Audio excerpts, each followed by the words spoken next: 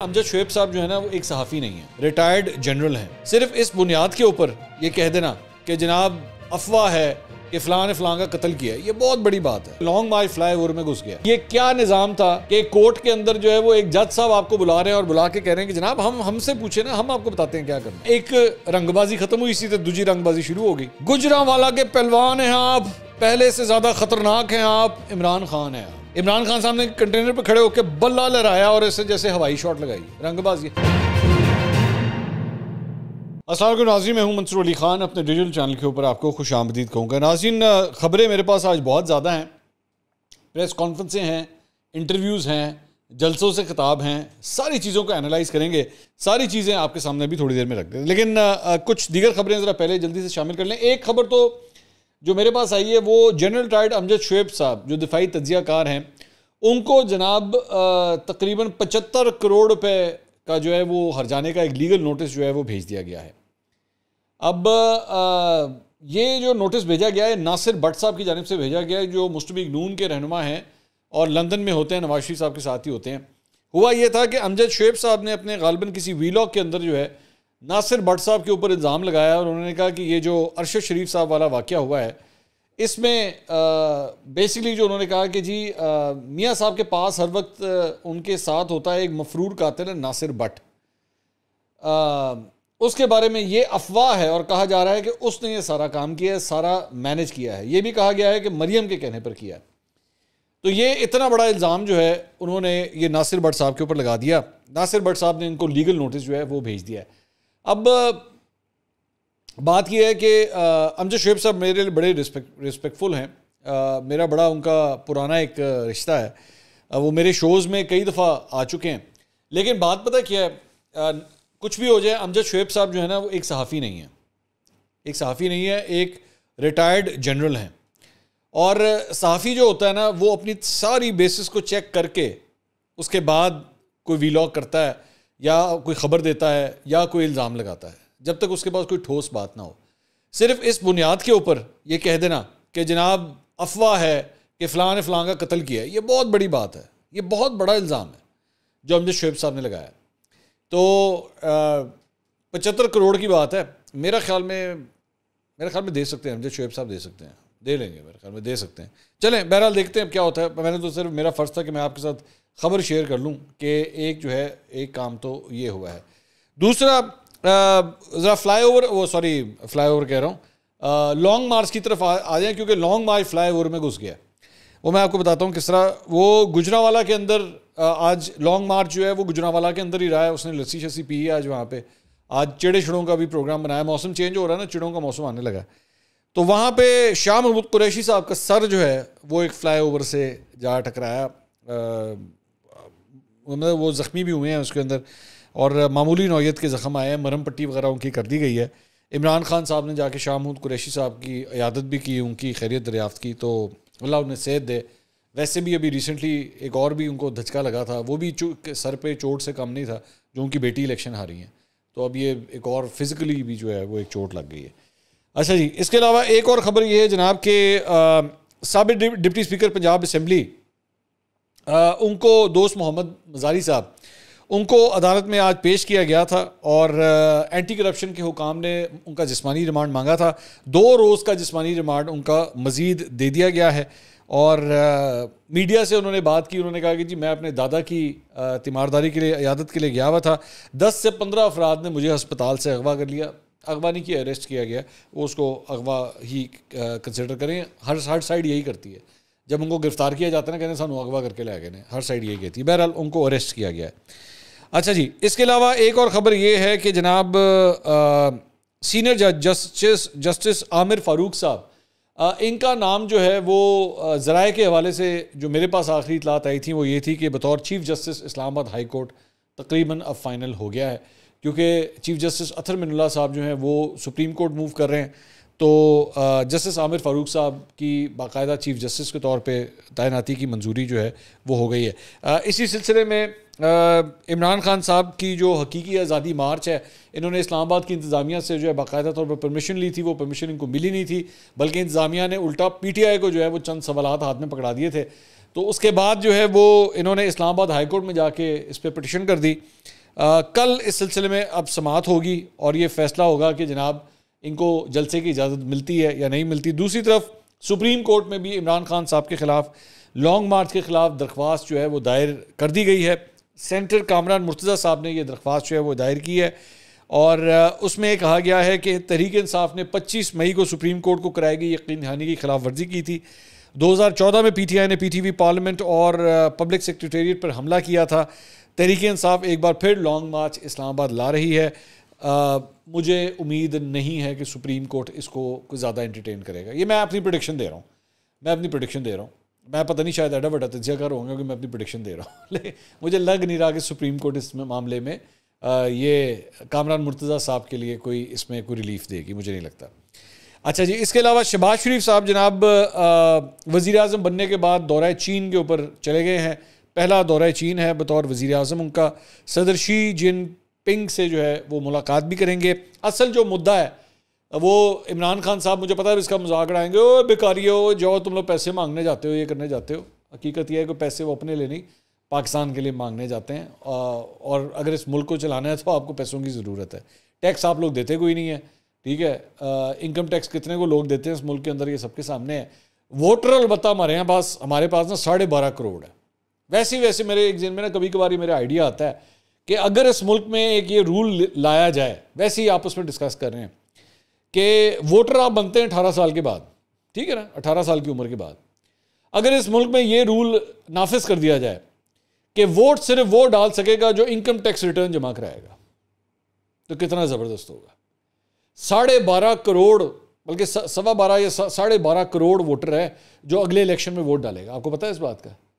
जबकि income tax return file करने वाले 1 करोड़ से भी कम है, 1 करोड़ से भी उनकी तादाद कम है।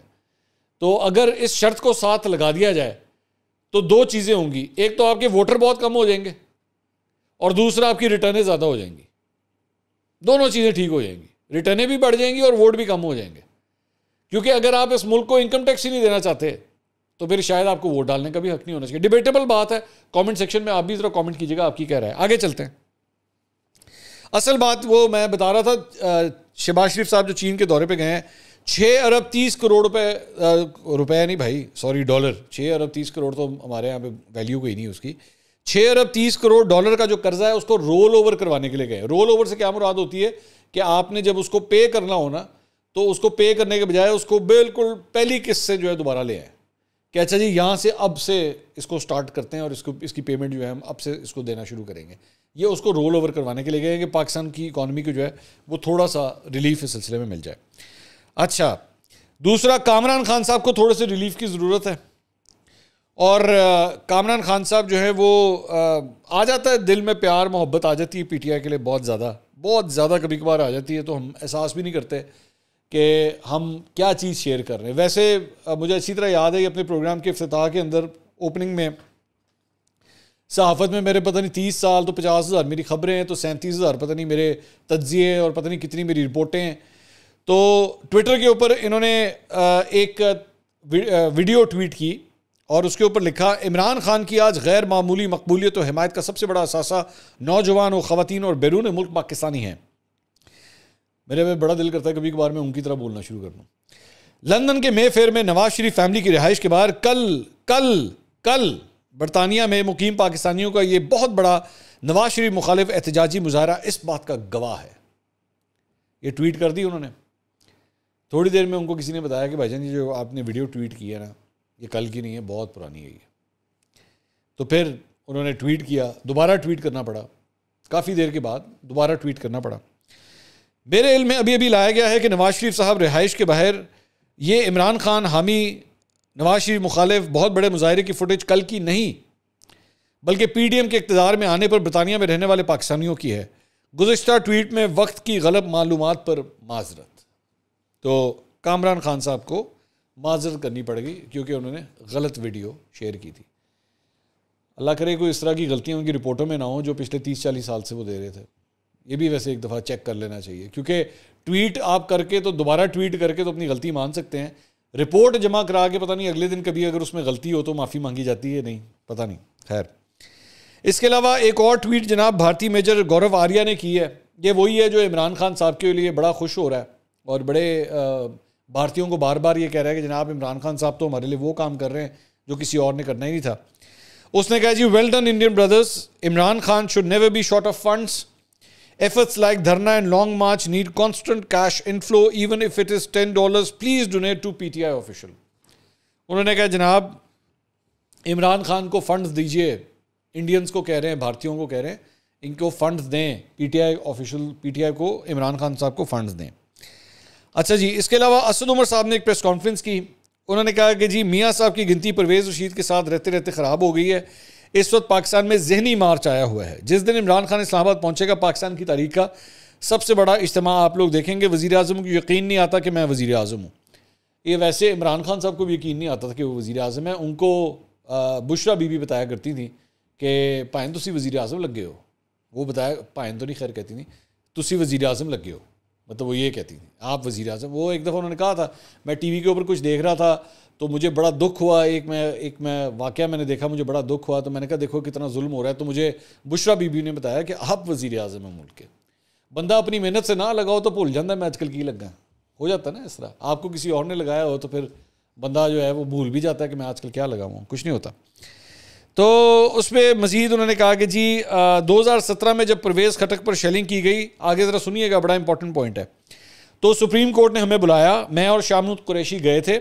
तो हमें वहाँ कहा गया कि आप सड़कों पर क्यों हैं, आप हमारे पास आएँ, हम आपको इंसाफ दिलवाते हैं। अच्छा, ये जो बात ये जो इन्होंने कही है ना कि जी 2017 में जब हुआ था तो हमें बुलाया गया और उन्होंने कहा जी हम आपको इंसाफ देते हैं, इसके 2-3 एंगल्स हैं इस सारी चीज़ के।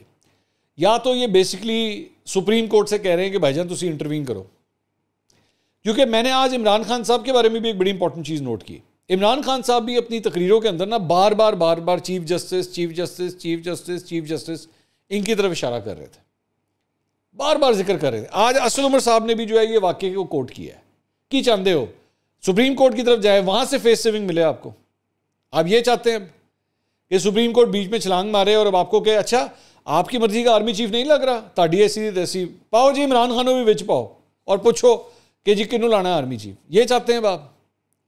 और दूसरी बात ये कि ये जो आपने जो बात की ना कि हम सड़कों पे थे तो हमें सुप्रीम कोर्ट ने बुला लिया, आज तक इस बात के ताने दिए जाते हैं कि ये क्या निज़ाम था कि कोर्ट के अंदर जो है वो एक जज साहब आपको बुला रहे हैं और बुला के कह रहे हैं कि जनाब हमसे पूछे ना, हम आपको बताते हैं क्या करना है। वहां पे मतलब जितने 1000 केसेस सुप्रीम कोर्ट में है उन साइलिन से कोई इतना नहीं पूछता, लेकिन वो एक शख्स जो सड़क के ऊपर है उसको बुला के कहा गया कि हमारे पास लेकर आए, हम आपकी मदद करते हैं। अब आप चाहते हैं दोबारा ये लाड प्यार आपके साथ उठाया जाए। वो एक इदारे ने तो लाड प्यार उठाना छोड़ दिए, अब दूसरा इदारा आपके लाड प्यार उठाए, बेसिकली आप ये चाहते हैं। इसके अलावा एक और खबर जो है वो एक वीडियो सामने आई है ये गुजरांवाला के लॉन्ग मार्च की, जिसमें पीटीआई का मुकामी रहनुमा जो है वो 10-10 रुपए के नोट लुटाई जा रहा है और लोग जो है वो पैसे लूट रहे हैं। अब मैं सिर्फ ये कहना चाहूँगा कि अक्सर इनके जो लौंडे लपाड़े हैं जो यूट्यूब के ऊपर बैठे हुए हैं, ये नून लीग को अक्सर ये इस बात के ताने मारते थे बिरयानी दे के वोट लेने वाले लोग हैं ये। तो ये जो 10-10 रुपए फेंके जा रहे हैं और 10-10 रुपए लोगों पे लुटाए जा रहे हैं, इसको क्या कहेंगे? इसको भी यही कहेंगे कि बेसिकली अपने लॉन्ग मार्च में लोगों को लाने की खातिर ये सब कुछ हो रहा है। गुजरांवाला से रिलेटेड एक और खबर ये भी है कि वहाँ पे एक बैनर लगाया गया, चोर चोर घड़ी चोर तोशाखाना चोर इमरान खान नामंजूर नामंजूर एहलियान गुजरांवाला। ये खबर आज मैं देख रहा था कि काफ़ी ज़्यादा चैनल्स के ऊपर जो है वो चल रही थी और इस बैनर को बार बार दिखाया जा रहा था। मेरे लिए आई एम सॉरी बट ये कोई इंपॉर्टेंट खबर नहीं है, क्योंकि बैनर कोई एहलियान जो होते हैं ना, ये अक्सर बैनर इसी तरह बंदा एक होता है, एक आदमी होता है जिसने बैनर बनवाया होता है, 500 रुपये दे के ना पेंटर को चले बैनर ला दे, तो बैनर बना के लगा देता है और उसके ऊपर लिख देता है एहलियान गुजरांवाला। अब एहलियान गुजरांवाला का मतलब ये तो नहीं कि लाखों लोगों ने बैनर लगाया हुआ है, वो एक ही बंदा होता है जिसने कोई शरारत की होती है। खैर, इसके अलावा इमरान खान साहब ने जनाब चोरी और करप्शन में फ़र्क बता दिया है, चोरी और करप्शन में फ़र्क बता दिया है। तो आइंदा आपने चोर किसे कहना है और करप्ट किसको कहना है, ये अब आप ज़रा नोट कर लीजिए, क्योंकि इमरान खान साहब ने खुद बताया। उन्होंने कहा जो घड़ी और फ़ोन चोरी करे, घर पर डाका मारे, वो चोर होता है। करप्ट नहीं कहना, खबरदार जो उसे करप्ट कहा दो, चोर कहना है आपने उसे। जो घड़ी और फ़ोन चोरी करे उसे चोर कहना है। उन्होंने कहा मुल्क का पैसा चोरी करना ये करप्शन होती है, जिसकी वजह से मुल्क तबाह हो जाता है और गुर्बत आती है। तो ये एक डेफिनेशन इमरान खान साहब ने दी है। अच्छा जी, अब आ जाए इमरान खान साहब ने जनाब गुजरांवाला में आज उन्होंने खिताब किया। अब मैंने आपसे अभी थोड़ी देर पहले कहा था कि चीफ जस्टिस से बड़ा खिताब हुआ है। उन्होंने कहा चीफ जस्टिस साहब आपसे एक चीज़ मांगते हैं, हमारा आइन हमारे बुनियादी हकूक़ का तहफ़्फ़ुज़ करता है, किस तरह ये मुल्क में दरिंदे बन चुके हैं, ये अपने शहरियों के सामने ऐसे फिरते हैं जैसे हम जानवर हैं। शहबाज गिल पर भी नंगा करके तशद्दुद किया गया।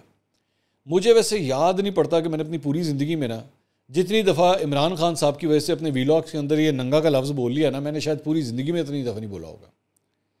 खैर, उन्होंने कहा शहबाज गिल पर भी नंगा करके तशद्दुद किया गया, फ़ौज पर तनकीद करने पर इस पर तशद्दुद किया जाता है। मुझे अरशद शरीफ ने बताया कि कौन धमकियां दे रहा था। चीफ जस्टिस साहब आप खुद इसमें इंटरेस्ट लें।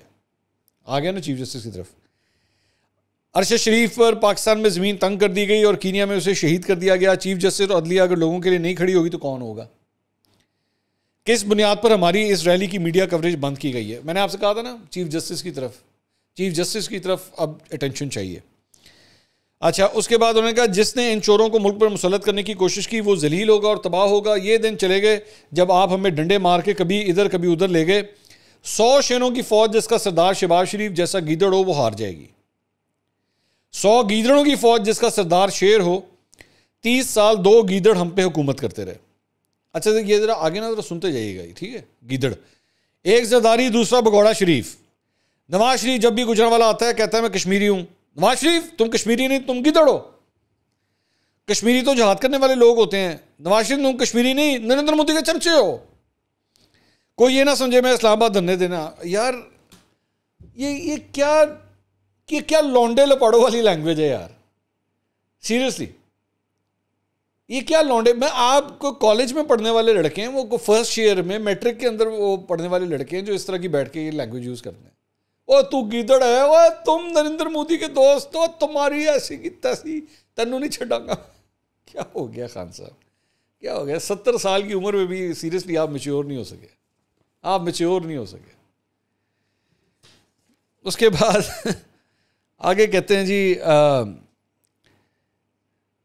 कोई ये ना समझे मैं इस्लामाबाद धरने देने जा रहा हूं। मैं कोई धरना देने नहीं आ रहा, मैं हकीकी आज़ादी का जहाद करने आ रहा हूं।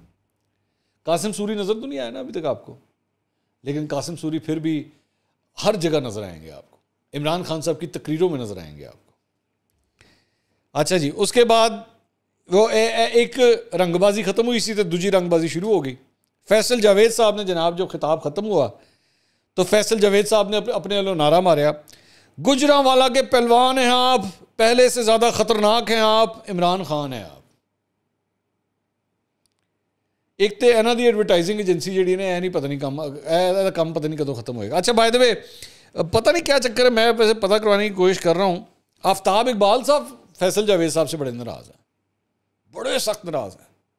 अभी रिसेंटली उन्होंने 2-3 वीडियोस की हैं फैसल जावेद साहब के ऊपर। उन्होंने कहा फैसल जावेद साहब बड़े खुदगर्ज किस्म के इंसान हैं, ए माइक फड़ लेंदे ने फिर किसी होर नूं दिंदे नहीं। उन्होंने हमाद अज़हर साहब वाले वाक़े का भी जिक्र किया कि हमाद अज़हर साहब भी इस बात के ऊपर इनके ऊपर तब गए थे कि माइक पकड़ लेते हैं। मेरा ख्याल में फैसल जावेद साहब जो है ना सिर्फ और सिर्फ इस बुनियाद पे पीटीआई के अंदर है कि ये माइक बड़ा ज़बरदस्त पकड़ते हैं और माइक के ऊपर जो कार्रवाइयाँ डालते हैं ना वो कोई और नहीं डाल सकता। इमरान खान साहब को यही चीज़ फैसल जावेद साहब की पसंद है, वरना मुझे फैसल जावेद साहब का और कोई काम याद नहीं आता कि इन्होंने और कोई काम किया हो। बस ये है गुजरांवाला के पहलवान हैं आप, पहले से ज़्यादा खतरनाक हैं आप, इमरान खान है आप, बस ए काम करा लो सी करो। उसके बाद इमरान खान साहब वो तो एक और रंगबाजी। इमरान खान साहब ने कंटेनर पर खड़े होकर बल्ला लहराया और ऐसे जैसे हवाई शॉट लगाई हो, रंगबाजी। ये बेसिकली आपको याद होगा, मैं ये अभी थोड़ी देर पहले हम बात कर रहे थे ये 2017 की, कि जब परवेज़ कटक वगैरह और ये सारी शेलिंग वगैरह हुई थी अटक के पुल के ऊपर। आपको पता नहीं याद है कि नहीं, मैं बल्कि अपनी टीम को कहूँगा उसकी शायद तस्वीर वगैरह भी आपके साथ शेयर करें। आपको याद है बनी गाला के बाहर इमरान खान साहब ने जो है ना वो डांडे लगाना शुरू कर दिए थे, पुशअप्स करनी शुरू कर दी थी उन्होंने, और वो सलमान अहमद तो वो हसान न्याजी सारे इस काम पे लग गए सर। ये क्या होता है, ये रंगबाजियाँ क्यों होती हैं? ये रंगबाजियाँ सिर्फ इसलिए हो रही होती हैं जब आप अपना टारगेट अचीव नहीं कर पाते। ये तब आपको इस किस्म की जो है ना शोखियाँ करने की ज़रूरत पड़ती है कि ये बल्ला लहरा दिया। अच्छा आप नोट कीजिएगा, एक और चीज़ नोट कीजिएगा, ये मैंने आज नोट की है। इमरान खान साहब आते हैं ना जो कंटेनर के ऊपर, और जैसे ही क्राउड के सामने आएंगे एंज करके ना, और जिस तरह मौला जट जेल तो बाहर नहीं आता, मौला जट जैसे ही जेल से रिहा होकर बाहर आता ना, एंज करके हाथ ऐसा लहराना। इमरान खान साहब ने भी ये नया काम शुरू कर दिया। ये सब रंगबाजियाँ हैं। इसका मकसद सिर्फ और सिर्फ ये है कि यार हमारी दाल नहीं पक रही, तो अब हमें यही सारी हरकतें करनी पड़ेंगी। नाज़रीन वीडियो पहले काफ़ी लंबी हो गई है मेरे ख्याल में, और जो एक इंपॉर्टेंट खबर है वो मरीम नवाज़ की जो प्रेस कॉन्फ्रेंस है, अगली वीडियो में ज़रा उसको तफसील से एनालाइज करेंगे, क्योंकि मैंने उसके अंदर भी बहुत सी गलतियाँ देखी हैं। मेरे ख्याल में उसमें बहुत सी चीज़ें कवर होना बाकी हैं। मरीम नवाज़ साहिबा जो हैं कहीं कहीं पे थोड़ी सी डंडियाँ मार गई हैं, ज़रा उसका जिक्र करेंगे लेकिन अगली वीडियो में। अगली वीडियो देखना मत भूलिएगा। अल्लाह हाफ़िज़।